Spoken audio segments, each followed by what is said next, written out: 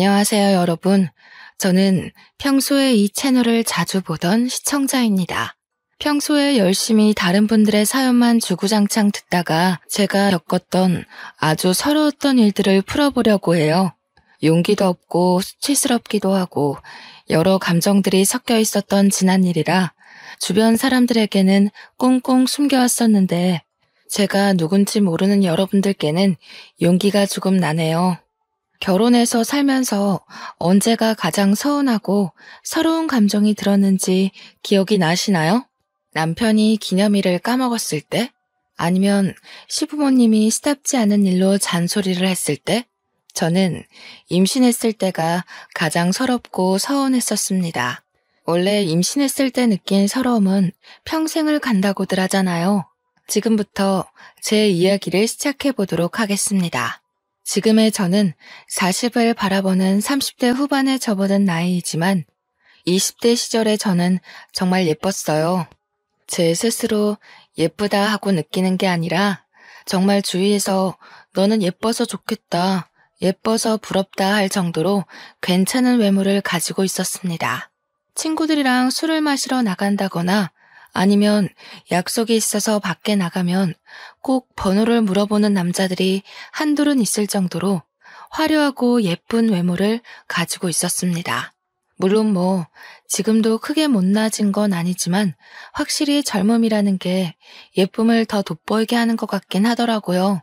제가 20대 초중반에 신나게 연애도 즐기고 나가서 놀고 하다가 어느 날 문득 그 생활 자체가 너무 귀찮고 재미가 없더라고요.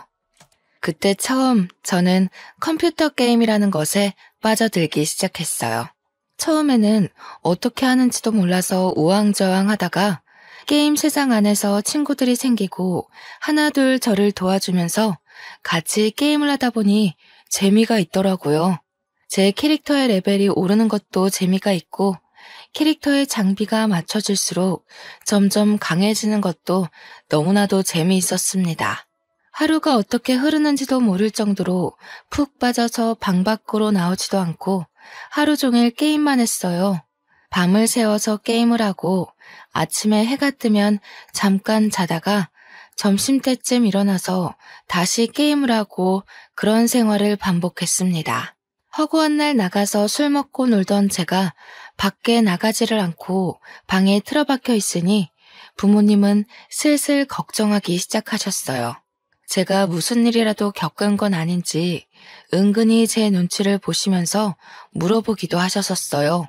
하지만 제가 게임에 빠져서 그렇다고 솔직하게 이야기를 할 수도 없는 상황이긴 해서 대충 얼버무리고 방문을 잠그고 게임을 하기 시작했습니다. 제가 게임을 하면서 친해진 사람이 하나 있었는데 저보다 1살 많은 오빠였어요. 게임을 오래 했다고 하더니 정말 모르는 거 없이 척척 미션도 해주고 장비도 맞춰주고 저를 위해 돈까지 써가면서 제 캐릭터를 업그레이드 해주었습니다. 물론 본인의 캐릭터도 엄청나게 좋아서 게임 안에서 상당히 유명한 사람이었습니다. 처음에는 접속 시간을 맞춰가면서 같이 게임하는 정도는 아니었는데 시간이 조금 지나니까 저한테 휴대폰 번호를 물어보더라고요.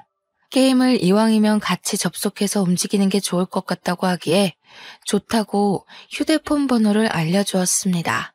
그렇게 하루 24시간 중에 18시간 같이 게임을 하면서 지내다 보니까 서로에 대해 많은 것을 알게 되었습니다. 보통 잠은 몇 시간을 자는지, 취미는 게임이고 직업은 뭔지, 어떤 삶을 살아왔는지 같은 이야기들 말입니다. 그걸 게임하면서 중간중간 썰을 풀듯 이야기를 하다 보니까 자연스럽게 서로에 대한 깊은 이야기들을 나누게 되었어요. 당연한 수순으로 정이 들었고 게임에 접속하지 못하는 날이 생기면 기다리게 되고 마음 한구석이 허전해지더라고요. 제 이야기를 들은 친구들은 남자친구가 없어서 그런 마음이 생기는 거라고 소개팅이라도 하라고 했지만 이상하게 싫었습니다. 게임 캐릭터 때문에 알게 된 사람이지만 이미 정이 많이 들어서였을까요? 다른 남자를 만난다는 게 좀 바람 피우는 것 같은 느낌이 들었어요. 한마디로 저는 게임 속 세상에서 알게 된 사람과 연애를 하고 있는 듯한 기분을 가지게 된 거죠. 그러다 보니 게임 캐릭터가 아닌 이 사람의 진짜 얼굴이 문득 궁금해지는 게 아니겠습니까? 그래서 은근슬쩍 메신저의 프로필 사진을 훔쳐보기 시작했어요. 언젠가 그 오빠가 자기 사진으로 프로필 사진을 바꾸어 놓았는데 너무나도 잘생긴 거예요. 순간 내 전남친들도 이렇게 잘생긴 애가 없었는데 하는 마음이 들어서 깜짝 놀랐습니다. 저도 당연히 제 얼굴로 프로필을 해두었고 그렇게 휴대폰 메신저를 통해서 대화를 나누다 보니까 진짜 연애를 하는 기분이 들었습니다. 은근슬쩍 서로의 연애에 대해 질투하듯 이야기도 하고 언젠가부터는 게임보다 사생활에 대한 이야기를 더 많이 나누게 되더라고요. 그러다 보니 제가 막 애가 닳기 시작하는 겁니다. 딱 한 번만 실제로 만나보고 싶다. 그런 위험한 생각을 하게 되었어요. 이미 게임 세상 속에서 저희는 연애를 하는 거나 다름이 없었으니까 만나도 똑같을 거라고 생각하기도 했고요. 잘생긴 얼굴이 제 머릿속에서 벗어나질 못했죠. 슬쩍 사진이 오빠 얼굴 맞냐 하고 물어보니까 웃더라고요. 그러면서 여러 사진을 보내주는데 하나같이 죄다 잘생긴 그 얼굴을 하고 있었습니다. 저도 나름 예쁘다는 소리를 듣고 살았고 제 얼굴에 자신감도 있었으니까 한번 만나보고 싶다고 이야기를 했어요. 그런데 현실적인 문제는 여기부터 시작이 되었습니다. 저는 서울에 살고 있었고 오빠는 부산에 살고 있었거든요. 한번 만나려면 기차나 버스를 타고 부산까지 가거나 오빠가 서울까지 와야지만 만날 수 있었어요. 저는 고민이 되긴 했지만 이미 제가 애가 달아있는 상태에서 내빼는 것도 이상하다 싶어서 부산으로 가겠다고 했어요. 때마침 친구들도 부산 여행 가자 하고 말이 나왔던 상태라서 친구들이랑 놀러 가는 김에 저녁이라도 한 끼 하면 되겠다 싶었습니다. 제가 부산에 간다고 하니까 좋다고 하더라고요. 대망의 부산 여행일이 다가오고 친구들에게 둘째 날 저녁에 약속이 있어서 그날은 알아서 놀다 가라고 했어요. 친구들도 부산에 있는 클럽에 놀러 가겠다고 해서 저에게 배신자니 따로 논다고 뭐라 하는 것 없이 알겠다고 하더라고요. 둘째 날이 되고 친구들은 이미 나갔고 저는 오빠의 연락을 기다리면서 몇 시쯤 볼 수 있냐고 물어봤습니다. 그런데 계속 30분만 있다가 이러면서 약속 시간을 미루는 게 아니겠어요? 만나기로 해놓고 자꾸 코앞에서 30분만 있다가 보자 하는 식으로 약속을 미루니까 제가 슬슬 화가 나더라고요. 그래서 그랬죠. 만나기 싫으면 싫다고 이야기를 하라고. 언제까지 사람 기다리게 할 거냐? 그냥 클럽이나 가겠다고 했습니다. 그러니까 한숨 쉬면서 지금 보자고 근데 너무 충격받지 말라고 하더라고요. 순간 이 오빠가 유부남인가? 하는 생각이 들었지만 끽해봐야 20대 후반인데 벌써? 하는 생각도 들었고요. 약간 불안한 마음이 들긴 했지만 스스로 잘 달래고 약속 장소에 나가서 오빠를 기다렸습니다. 그런데 진짜 충격을 먹을 수밖에 없는 일이 벌어졌어요. 약속 장소에 나온 사람이 제가 알던 그 사진 속 꽃미남이 아니라 완전 거구의 야수가 나온 겁니다. 몸도 씨름 선수처럼 퉁실퉁실해가지고 얼굴은 정말 사람이 이렇게 생길 수가 있나? 이거 코믹 만화 아니야? 싶을 정도로 생긴 거예요. 그냥 딱 야수. 야수나 다름없는 사람이 나타나서 수줍게 저한테 손을 흔드는데 순간 배신감이 왕창 들었습니다. 그래서 저는 누구신데 저한테 인사를 하냐고 차갑게 이야기를 했어요. 그러니까 뻘쭘해하면서 이야기를 하더라고요. 사실은 얼굴에 자신감이 없어서 친구 사진을 빌려다가 썼다고요. 저는 정말 깊은 배신감도 들고 얼굴이 못생겨도 너무 못생겨서 정이 한순간에 확 떨어지고 말았습니다. 그래도 일단 밥은 먹자고 약속은 해둔 탓에 어쩔 수 없이 마주 앉아서 밥을 먹는데 진짜 할 말이 없었습니다. 저를 언제까지 속일 작정이었는지 그동안 잘생겼다고 칭찬하는 저를 보면서 얼마나 비웃었을지 생각을 하니까 밥이 안 넘어갔어요. 그대로 헤어지기 시간이 좀 애매해서 2차로 조개구이집에 가서 소주를 먹기로 했는데 뜨거운 새우구이를 일일이 까서 제 그릇 앞에다가 두더라고요. 솔직히 그것도 잘생긴 그 얼굴로 까줬으면 감동 먹고 바로 눈물이라도 흘렸을 텐데 야수가 와서 그러고 있으니 먹기 싫어졌습니다. 손끝이 빨갛게 익은 걸 보면서 솔직히 좀 마음이 동하긴 했지만 얼굴을 보면 그 생각이 싹 사라졌어요. 그날 친구들이 있는 호텔로 돌아오면서 전화도 하기 싫어서 문자로 은근히 이제는 만나지 말자는 식으로 문자를 보냈습니다. 저한테 대놓고 내가 못생겨서 그래?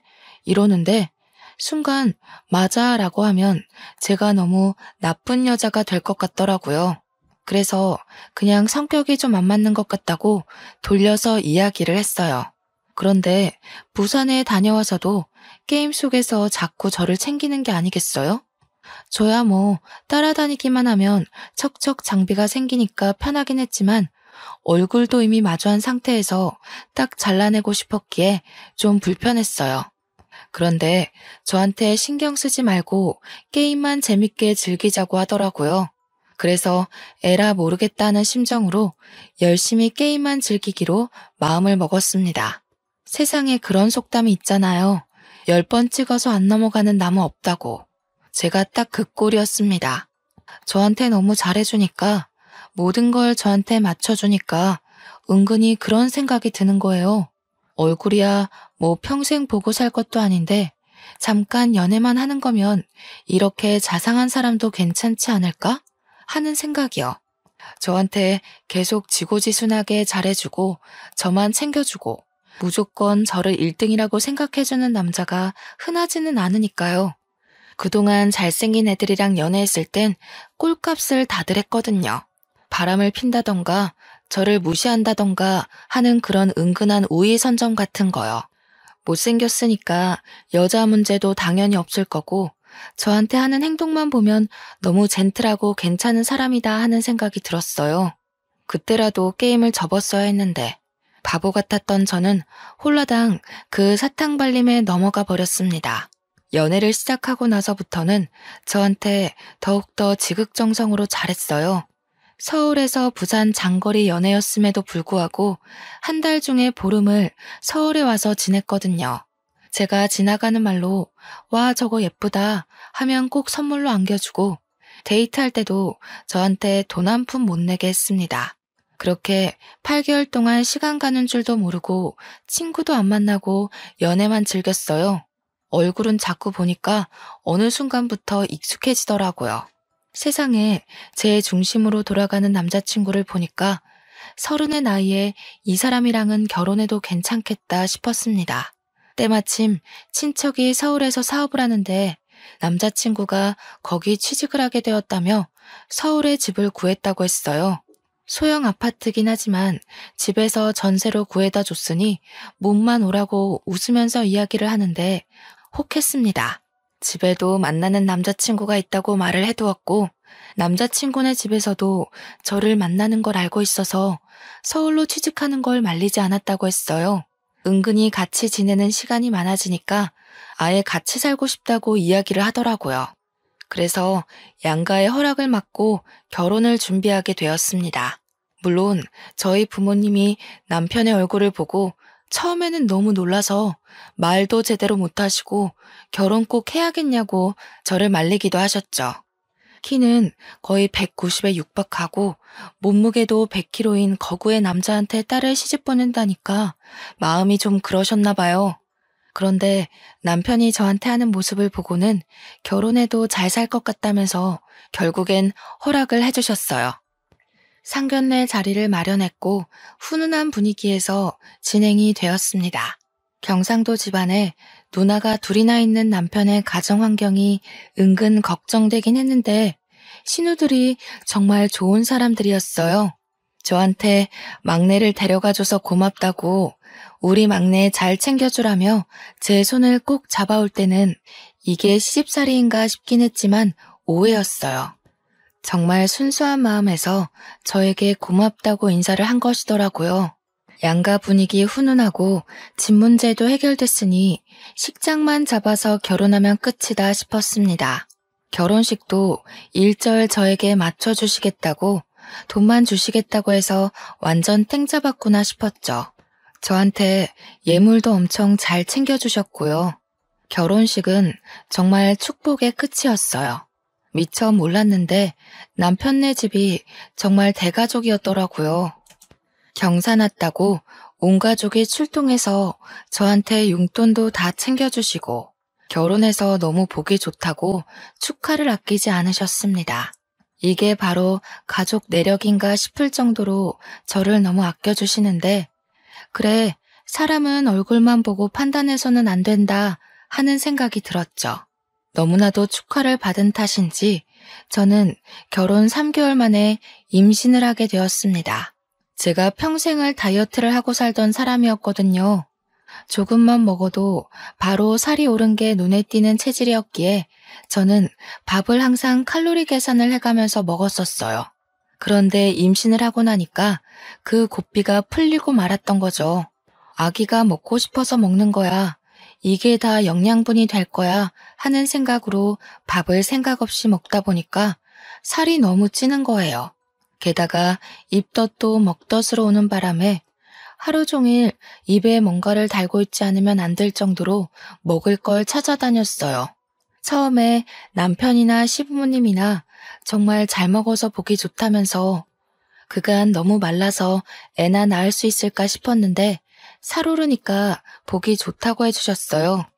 그런데 제가 볼 때마다 살이 오르니까 남편도 시부모도 저한테 은근히 또 먹냐? 또 먹게? 이런 말을 하시더라고요.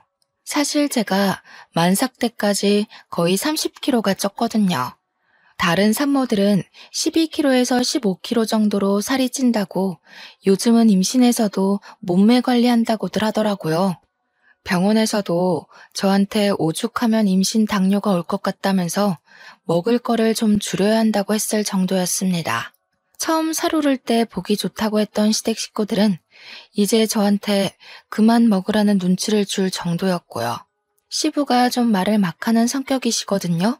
저한테 왜 이렇게 처먹니? 하시는데 임산부한테 처먹냐는 말이 나오니 서럽더라고요. 제가 밥을 먹으려고 부엌에 가면 너 아까 과자 먹지 않았어? 또 밥을 먹게? 하면서 눈치를 주고 밥 먹고 나서 후식으로 과일이라도 먹으려고 하면 이게 다 당분인데 또 먹게? 하면서 남편이 자꾸 꼽을 주는 겁니다. 저한테 뭐라고까지 했는지 아세요? 볼 건 얼굴밖에 없었는데 너도 이제 한물 갔다. 이러는 게 아니겠어요. 시부는 제가 시부 생신 때 무거운 몸을 이끌고 축하드리겠다고 부산까지 갔는데 걷는 게 뒤뚱뒤뚱 하다면서 하마 같다고 놀리시는 거예요. 순간 수치심에 눈물이 핑 돌고 자존심 상해서 울고 싶지는 않고 남편은 진짜 숨 넘어가게 웃고 미친놈인 줄 알았어요. 제가 아무 말도 못하고 있자 작은 신우가 대신 화를 내주었어요. 그러자 시부가 콧방귀를 뀌면서 가족끼리는 그럴 수도 있지 않냐 이러는 게 불편하냐고 저한테 계속 대답해 보라고 하셨어요. 그래서 저도 용기 내서 말했죠. 좀 불편합니다 하고요. 그러니까 시부가 막 얼굴이 시뻘개져서는 노발대발 하시더니 하나뿐인 며느리가 이쁨 받을 줄도 모르는 애라면서 화를 내시더라고요. 아니 언제는 솔직하게 말하래서 솔직하게 말한 것뿐인데 진짜 시모는 그런 제가 마음에 걸렸는지 살쪄도 너무너무 예쁘니까 더 먹으라고 반찬 밀어주시고 시누이들도 제 편을 들어줬어요. 임신했을 때 살아온 기억이 얼마나 오래가는지 아냐면서 임신했을 때 잘 먹어야지 하고 남편한테 눈치도 팍팍 주시고요. 그랬더니 남편 놈이 제가 먹을 걸 다 먹어서 자기가 살이 빠지고 있다는 말도 안 되는 소리를 하더라고요. 100kg였던 남편. 살이 더 쪘으면 쪘지 절대로 2자릿수 내려온 적이 없었거든요. 오히려 살을 빼야 하는 수준인데 그런 식으로 이야기를 하니까 너무 기분이 나쁜 거예요. 살이 1kg라도 빠져서 99kg만 됐어도 제가 그냥 무시해야지 했을 텐데 저 만나고 단 한 번도 두 자릿수가 된 적이 없었던 사람이었거든요. 제가 기분이 너무너무 나빠서 서울에 돌아오면서 나 앞으로는 몸 무거워서 부산에 못 가겠다. 너무 힘들다 했어요. 그러면서 오빤 왜 자꾸 나한테 살쪘냐고 뭐라 하냐고 내가 그냥 먹기만 해서 찐 게 아니라 애가 생기면서 호르몬 때문에 이렇게 된 거 아니겠냐고 서러움을 토로했죠. 남편이 저를 한번 힐끗 보더니 다른 산모들은 죄다 10kg에서 조금 더 찐다는데 너는 무슨 새쌍둥이 가진 사람처럼 쪘잖아 하는 거예요. 먹는 거 다들 조절하고 다들 살 안 찌려고 노력하고 한다는데 자기가 잡힌 어장 속 물고기 같냐면서 자기한테 잘하래요. 까먹으셨을까봐 다시 한번 말씀드리지만 제 남편 진짜 누가 봐도 정말 못생겼어요. 진짜 너무너무 못생겨서 얼굴을 마주하고 밥도 먹기 싫을 정도로 못생겼어요. 그런데 지 주제도 모르고 뭘 잘하라고 이야기하는 건지 진짜 다시 생각해도 어이가 없네요. 아무튼 임신 기간 내내 제가 서운함이 쌓이고 쌓여있는 와중에 시부모가 저 만삭이라고 겸사겸사 서울에 올라왔어요. 그런데 만삭 때 몸이 어떤지 다들 아시죠? 조금만 걸어도 다리가 퉁퉁 붓고 몸이 무겁고 허리가 당기고 어깨도 아프고 오래 걷는 게 힘들고 지치고 숨만 쉬어도 죽겠는 몸을 하고 있는데 시부가 자기 쇼핑을 좀 시켜달라고 하는 겁니다. 부산에도 번쩍한 백화점이 많은데 굳이 서울에 와서 쇼핑을 하겠다는 이유가 뭐겠어요?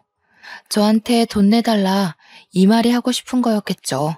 우리 아기 옷은 한 번도 사준 적이 없으면서 저 끌고 백화점 가가지고는 빨리 걷지도 못한다고 궁시렁거리면서 이거 사달라 저거 사달라 하는데 진짜 난리더라고요. 제가 없는 돈으로 전전긍긍하면서 쇼핑을 시켜드리니까 시무가 보다 못해서 시부를 말렸어요. 얘네 이제 곧 애기 태어나면 들어갈 돈도 많은데 왜 자꾸 돈 쓰게 시키냐고. 시부한테 한마디 하니까 백화점 한복판에서 시부가 저를 확 째려보는 겁니다. 그러더니 야, 내가 며느리한테 이것도 못 받냐? 이게 1000만원짜리도 아닌데 왜 그래? 하시는데 주위 사람들 다 쳐다보고 저보고 그 정도 능력도 없냐고 남편이 벌어다 준 돈 어디다 다 쓰고 왔냐고 하시는 거예요. 누가 들으면 남편이 정말 월급 1000만원쯤은 턱턱 가져다 주는 사람인 것 같지 않나요? 우리 남편 친척네 사업체에서 낙하산으로 겨우 들어가 일하면서 월급 300만원 받아오는 처지인데요. 제가 건물을 가지고 있는 것도 아니고 만삭 임산부가 돈이 있어봐야 얼마나 있겠어요. 서운한 건 둘째치고 백화점 한복판에서 저러니까 너무 속상하고 부끄러웠어요. 그렇게 출산일이 다가오고 진통이 생각보다 빨리 와서 바로 출산 준비를 했어요. 첫 출산은 오래 걸린다더니 정말 하루를 꼬박 앓고 아이를 건강하게 무탈하게 출산했습니다. 우리 부모님 한달음에 달려오셔서 제 몸부터 살펴봐 주시고 저한테 잘했다, 고생했다 하시면서 눈물을 흘리셨어요. 그러는 동안 저희 남편은 뭐하고 있었는지 아세요? 뒤에 소파를 떡하니 차지하고는 코 골면서 자고 있었습니다. 남편이 소파를 차지하는 바람에 부모님은 내내 앉을 자리 없이 서 있어야 하셨고요. 뒤늦게 오신 시부모님이 코 고는 남편 보고 헛기침을 하시더라고요. 저희 부모님 눈치가 보였는지 시모가 남편을 깨우려고 하니까 시부가 왜 깨우냐고 내버려두라고 하더라고요. 우리 부모님이 불편한 기색을 보이니까 좀 조용히 이야기하소, 우리 아들 깨요 하는데 저 진짜 우라통이 터져가지고 혼났네요. 시모가 놀래서 여보 이러면서 우리 며느리가 고생했지 저놈이 한 게 뭐가 있냐고 당장 깨우라고 하는데 시부가 바깥일 하고 온 아들 불쌍하지도 않냐고 주말이라서 출근도 안 했고 밤새 게임하느라 저렇게 처자고 있는 건데도 말이죠. 우리 부모님도 뭐라 더 할 말이 없으신지 남편은 쳐다보지도 않으시고 저만 챙겨주셨어요. 시부는 아나무인처럼 아들 편들고 시무만 가운데서 계속 제 눈치 보랴 친정 부모님 눈치 보랴 바쁘셨어요. 조리원에 가서도 남편은 완전 무신경의 극치였습니다. 가서도 내내 휴대폰 보느라 애가 모유 수유를 하러 방으로 올라왔는데도 신경도 안 쓰더라고요. 게임이 아무리 즐거워도 자기 새끼가 태어나서 방에 올라오는데 눈길 한 번 안 줄 수가 있나요? 제가 신경질을 자꾸 내니까 자기도 짜증이 난 건지 뭔지 괜히 저한테 더 틱틱거리더라고요. 저한테 뭐라는 줄 아십니까? 제가 마사지를 받으러 가니까 저 대신 자기가 한 번만 받으면 안 되겠네요. 일하고 게임하고 하느라 어깨도 아프고 몸도 찌뿌둥하다면서 마사지 5번이나 받을 건데 그중 한 번만 양보를 하래요 글쎄. 제가 너무 열이 받아서 너 그냥 집에 가라고 얼굴 보기도 싫으니까 그냥 집에 가서 너 하고 싶은 거 하고 있어라. 나 조리원에서 혼자 좀 쉬자 했습니다.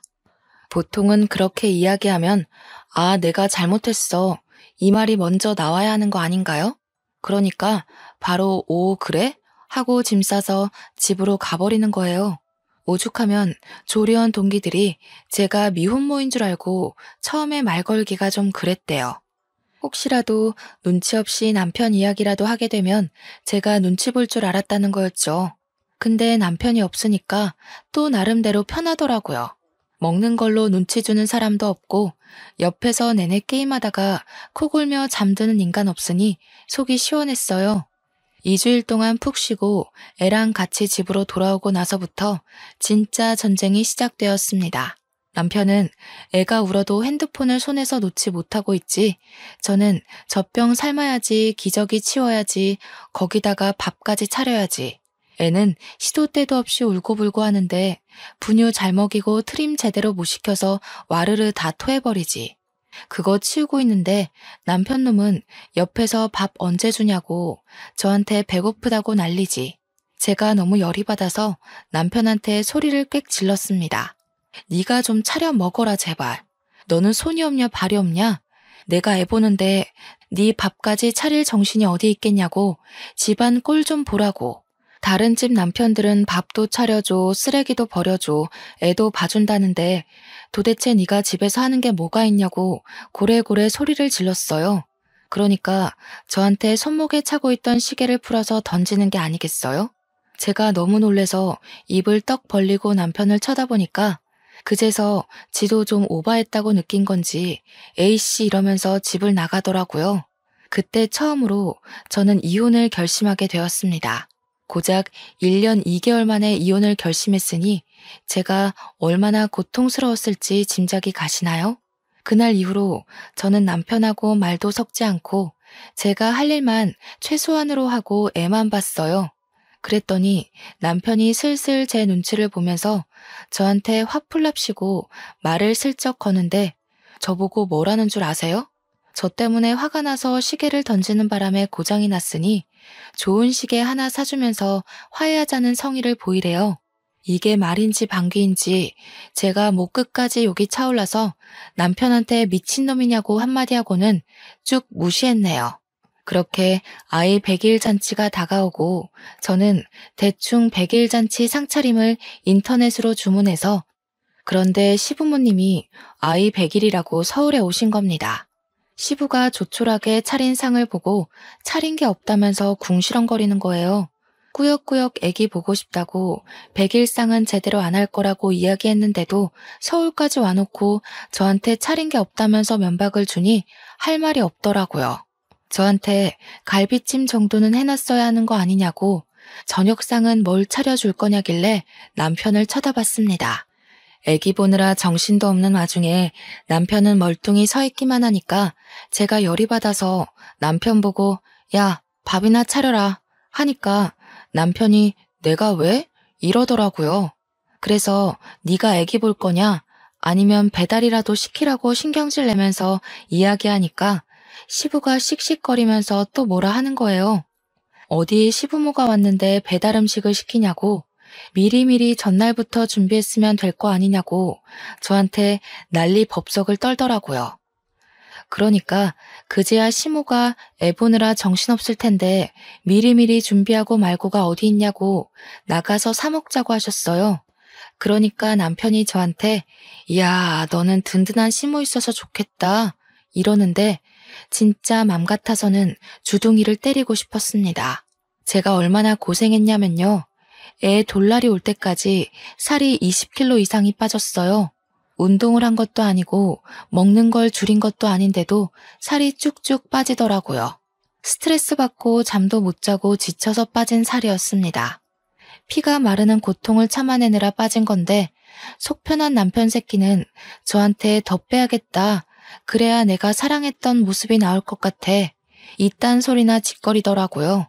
확실히 나이가 들어서 그런가 늙으니까 살이 빠져도 예전 얼굴은 안 나온다 이러는데 지는 거울도 안 보나 봐요. 제가 살 빠지고 나서 편의점에 급하게 마실 거 사러 나갔다가 번호 따인 적도 있거든요. 지는 생긴 것도 못생긴 게 저러니까 너무 짜증났습니다.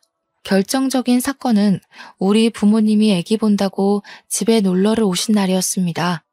그날 제가 고생하는 걸 옆에서 지켜보시고는 밥까지 차리게 할 수 없다고 밖에 나가서 몸보신도 할 겸 소고기를 먹자고 하셨어요.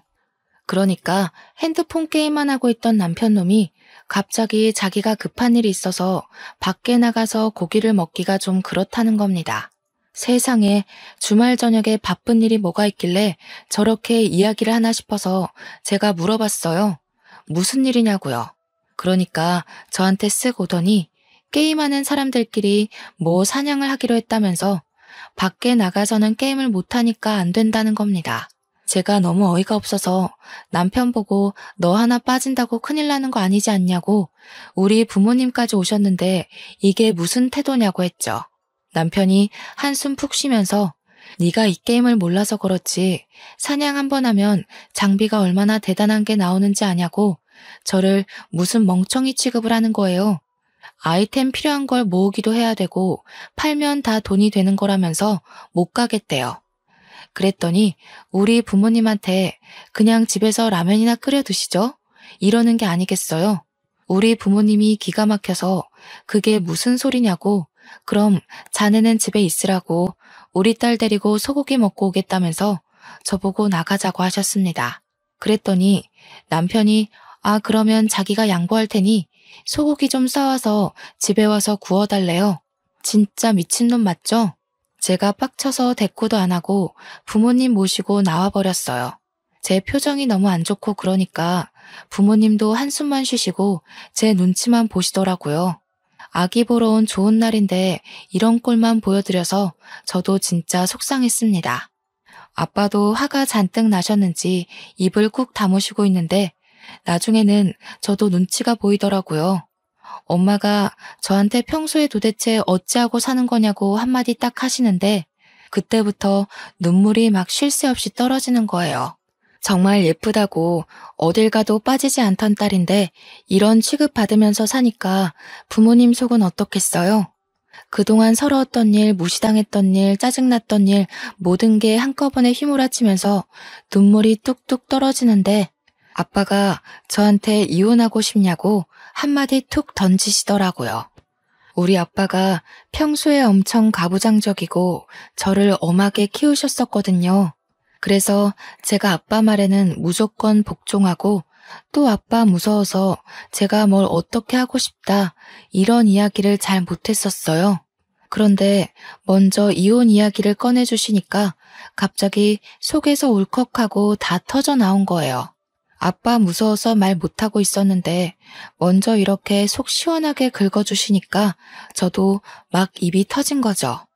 제가 끄덕끄덕하면서 이혼하고 싶다고 그동안 너무 서럽고 힘들었다고 다 털어놓으니까 아빠가 더 볼 것도 없다 당장 이혼해라 하시더라고요. 그때 정말 어찌나 든든하던지 우리 아빠가 최고구나 하는 생각이 들었습니다. 그렇게 든든한 아군을 얻어내고 집에 홀가분하게 딱 들어왔는데 남편이 게임하다가 저를 쓱 보면서 야, 소고기는? 이러는 게 아니겠어요? 그걸 내가 왜 포장해 오냐고 가서 구워 먹는 거면 몰라도 찌질하게 포장해서 집에 와서 구워 먹는 게 뭐냐고 한마디 했죠. 지가 먹고 싶었으면 따라가서 먹어야지 게임 때문에 포기해놓고 양손에 떡 쥐려는 심보가 고약했어요. 그러니까 저한테 그깟 소고기 포장해오는 게 뭐가 힘든 일이냐면서 네 입만 입이냐고 혼자 살찌울 때 알아봤다고 하는 거예요. 일부러 상처 주려고 그러는 사람처럼 혼자 처먹고 오니까 좋냐? 이러는데 진짜 뚫린 주둥이라고 저걸 말이라고 뱉나 싶고 저도 참지 않았습니다. 야, 니는 라면 먹는다며. 우리 엄마 아빠한테도 라면 타령하더니 내가 소고기 먹고 온 게 그렇게나 꼽냐? 그러면 네가 게임 포기하고 따라왔어야지. 집에서 편하게 게임하다가 나한테 소고기를 내놓으라고? 내가 같이 가면 나보고 결제하라고 할 텐데 내가 돈이 어딨어? 내 덕에 네가 공짜로 든든하게 먹었다는 생각은 안 하냐? 이 배려 넘치는 남편의 마음도 몰라주고 너는 빈손으로 오고 싶어? 내가 눈치껏 빠져줬으면 포장이라도 해왔어야지. 그걸 안 해와? 나쁜 년. 당신 지금 나한테 년이라고 그랬어? 년? 그리고 공짜? 우리 부모님 돈은 돈도 아니다 이거야? 시부모님 오실 때마다 내가 돈 가지고 너한테 뭐라고 한 적 있어? 야, 왜 나한테 예민하게 굴고 그래? 네가 예민하게 만들잖아. 말도 안 되는 헛소리 짓거리면서. 나 너랑 더 이상은 못 살겠어. 이혼해. 그랬더니 저한테 이혼이 무슨 애들 장난이냐면서 핸드폰 게임을 하더라고요. 저는 진짜 고민 끝에 겨우겨우 뱉은 말인데 장난 취급하면서 제 말을 집중도 안 하고 게임에만 집중하는 걸 보니까 너무 열받았습니다. 마음 같아서는 냅다 아파트 밖으로 휴대폰을 던지고 싶은 심정이었어요. 너는 끝까지 게임. 아주 게임밖에 눈에 안 들어오지? 장난은 네가 하는 행동이 장난 같아 보인다 아주. 됐고 이혼할 거니까 그런 줄 알아. 네가 못하겠다고 버팅기면 소송이라도 할 테니까 그런 줄 알으라고. 제가 씩씩거리면서 이야기를 하니까 남편이 막 피식피식 웃는 거예요. 그러더니 저한테 그래 네가 해달라는 대로 해줄게. 우리 그냥 이혼하자 하더라고요. 저는 이 새끼가 뭘 잘못 먹었나 싶었지만 이게 웬 떡이냐 하는 생각이 들어서 당장 하자고 알겠다고 했습니다. 그러니까 저한테 아주 뭔가 꽁꽁 숨겨뒀다는 말투로 나중에 후회나 하지 말고 뱉은 말이나 잘 지키라는 거 아니겠어요? 제가 그동안 어떤 서름을 견디고 살았는지는 하나도 생각하지 않는 말투로 후회를 짓거리더라고요. 그래서 저도 그냥 강하게 나갔죠. 내가 후회할 일이 뭐가 있겠냐고. 죽어도 그럴 일 없으니까 너나 말 바꾸지 말고 이혼 도장 준비하라고요. 남편이 막 웃음을 못 참겠다는 표정을 짓는데 너무 얄밉고 못생겨서 꼴도 보기 싫었습니다. 그러면서 후회할 텐데 내가 아주 떼부자가 될 예정이거든 이러는 게 아니겠어요? 제가 아무 소리 안 하고 그냥 빤히 쳐다보니까 아주 신이 나서 술술 불더라고요. 나랑 같이 게임하는 형이 있는데 그 형이 중국에서 크림을 수입해와서 파는 사람이다 이거야. 화장품 공장도 하나 가지고 있고 아주 성능이 대박이라고 나한테 투자를 하라고 하더라. 그 크림이 뭐냐면 지금 품절 대란으로 구할 수도 없는 마사지 크림인데 그걸 바르면 미백도 되고 주름도 펴지고 뭉친 데 발라서 마사지를 하면 근육도 풀리고 모공도 없어지는 그런 크림 아니겠어? 이런 좋은 아이템이 있으면 바로 투자를 해야지. 게임 같이 하는 형이 엄청난 부자라면서 아이템 몇백만 원짜리를 현찰로 턱턱 구매를 하는 사람이라는 겁니다. 알고 보니 마사지 크림을 수입해와서 팔고 하는 사람이라 그걸로 돈을 벌었다면서 남편한테 아무도 공동 투자 안 시켜줬는데 게임 같이 한 정이 있으니 자리 하나 주겠다고 했대요. 중국에서는 이미 없어서 못 파는 크림이라고 한국에서도 팔아보자고 무슨 한국 판매권을 주기로 했다나 뭐라나. 저한테 앞으로 수백억을 벌어올 건데 이혼하자고 하면 지는 좋다고 콩고물 떨어지길 기대도 하지 말라고 하더군요. 투자를 한 건 그렇다 치고 네가 무슨 돈이 있어서 그런데 투자를 했냐고 하니까 시부랑 같이 대출을 받아서 했다는 겁니다. 저는 그것도 졸도하는 줄 알았어요. 저한테는 이런 방구 말도 없이 갑자기 대출을 받아서 투자를 했다는 게 말이 안 되잖아요. 진짜 부부를 뭐라고 생각하는 건지 너무 어이가 없고 화가 나서 아무 말도 못하겠더라고요. 그런 저를 보고 남편은 마치 돈 때문에 제가 이혼하자는 이야기한 걸 후회하는 사람인 것 마냥 취급을 하는 겁니다. 뭐 자기가 돈을 수백억을 벌면 애 생각해서 1억 정도는 주겠다고 하면서 저를 약올리는데, 화장품에 대해서 조금 아시는 분들이라면 다들 눈치채지 않으셨나요? 세상에 저런 크림이 있으면 홈쇼핑이며 방송이며 난리가 났겠죠. 미백도 되고 모공도 줄고 주름도 펴지고 거기다가 근육까지 풀리는 마사지 크림이 세상 어디에 있단 말입니까? 중국에서 수천억 원의 가치를 인정받아서 자기는 이제 돈방석에 앉을 거라고 꿈에 부풀어 있는데 어디 끝까지 해봐라 싶었습니다. 저한테 이혼할 거면 빨리 하자고 난리를 치더군요. 재산 분할이니 뭐니 더러운 거 싫다면서 이 아파트 반으로 뚝 떼서 줄 테니까 이혼만 빨리 하재요. 자기는 더 젊고 어린 여자 만나서 세상가 갈 거라면서 애도 저보고 키우라는 게 아니겠습니까? 저한테는 완전 고마운 일이었죠. 아파트를 반으로 뚝 떼서 준다고 하니까요. 세상에 저런 크림이 존재하지도 않다는 건 모르고 100% 사기 맞은 건데도 저는 일부러 안 알려줬습니다. 시모랑 신우들은 알고 있을지 모르겠지만 어차피 이혼하기로 마음먹었는데 제가 굳이 지금 말해줄 필요가 있겠어요? 입 싹 씻고 하루빨리 정리하자고 아파트 반 떼어주기로 한 거 까먹지나 말라고 했습니다. 남편은 무슨 강남에 있는 펜트하우스에 이사갈 꿈에 부풀어서 당장 집부터 정리하자고 해서 저희는 이혼 도장 찍고 아파트도 정리하기로 했어요.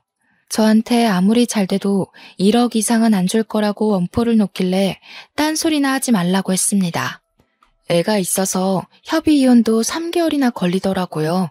그 3개월 동안 저희는 아파트도 정리했고 남편은 오른 시세까지 쳐서 반을 뚝 저에게 떼주었습니다.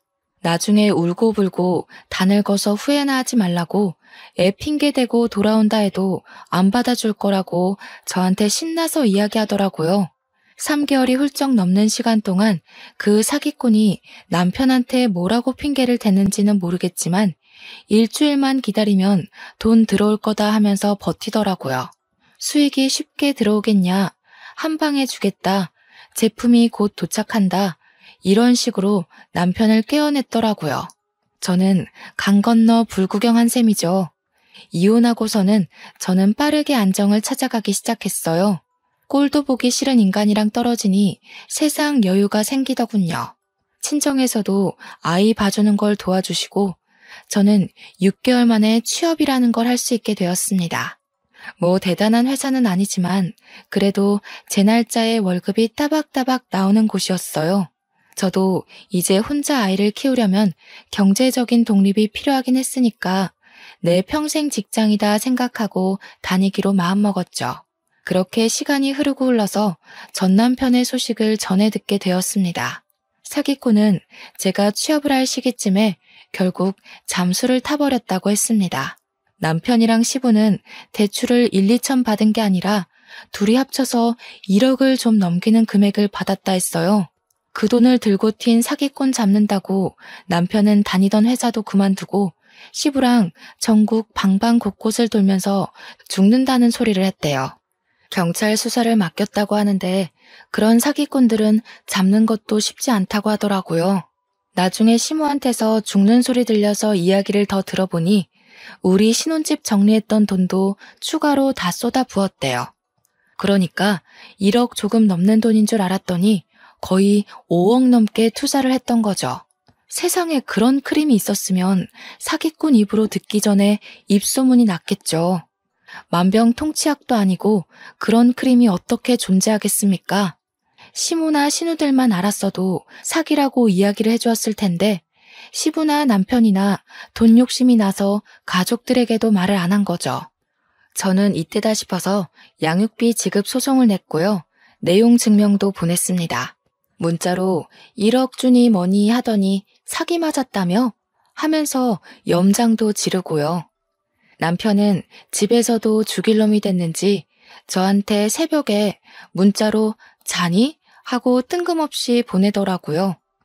차단하니까 다른 번호로도 연락 오는데 다 차단하니까 계좌에 이런 식 보내면서 사랑했다, 보고 싶다, 다시 만나주라 연병을 하더군요. 그것도 스토커 처벌법으로 처벌이 되더라고요. 그래서 경찰 신고하고 조사받게 해주었습니다. 접근금지 신청하고 양육비나 지급하라고 매달 소장 보내고 있고요.